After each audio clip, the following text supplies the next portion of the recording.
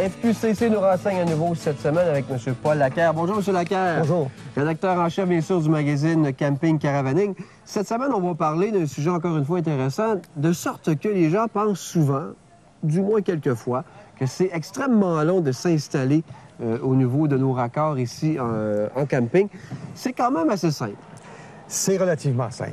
On vient de voir là, derrière nous, il y a un caravanier qui vient de reculer sa caravane à sellette. Une fois qu'il l'a mise en position, il y a 3 branchements à faire. Il y a un branchement pour les égouts, il y a un branchement pour l'électricité, puis un branchement pour l'amener d'eau. Donc, une fois que ces 3 choses-là sont faites, il peut ouvrir ses rallonges escamotables s'il y en a sur son véhicule, puis aller se faire un café et le tour est joué. Il lui reste peut-être à ouvrir l'auvent s'il veut savoir un peu d'ombre, et le tour est joué. Monter l'antenne pour la télé, puis après ça, sa journée est finie.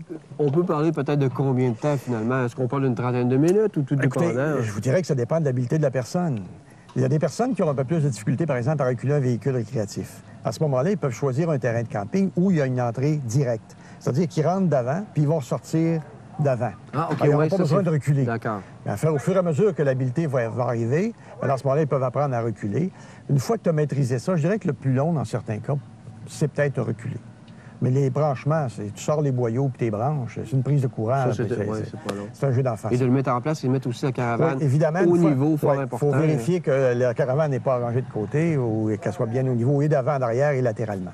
Okay. Mais ça, souvent, les gens vont se coller des petits niveaux à bulles sur le coin du VR, puis ils vont être capables de vérifier en un coup d'œil si le véhicule est de niveau. C'est ça. On voulait démystifier un peu le mythe là, que c'est très, très long, tout branché sur. Au contraire, c'est extrêmement rapide. C'est extrêmement simple. Un coup en place, comme vous le mentionnez, un coup on est en place, en position. Les raccords, électricité, égouts, ça se fait dans un clin d'œil. Et tout est prêt, hein? Tout est là. Et sur les grosses autocaravanes, c'est encore plus simple, puisque vous reculez, vous poussez sur un bouton, et là, il y a des pieds niveleurs qui, eux autres, vont sortir, qui vont vous mettre de niveau automatiquement. Donc, à ce moment-là, ça devient un jeu d'enfant. Voilà, donc quelque chose de fort simple. Juste en terminant, bien sûr, le magazine toujours disponible pour les membres de la Fédération. Et toujours plein de renseignements et d'essais routiers, de trucs.